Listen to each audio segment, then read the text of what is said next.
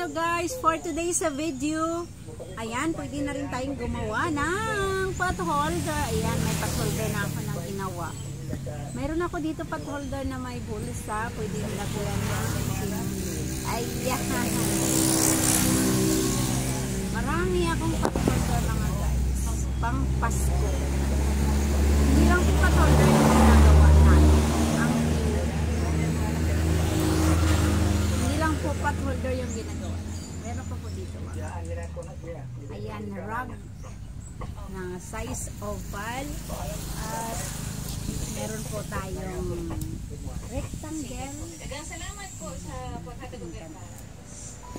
Ang gaganda ng ating mga design. Ayan, marami pa po tayong design dito mga guys. Meron, ayan, purple. Ang cute. 1 p.m. to 5 p.m. Ayan, marami po mga guys. Madami tayong design.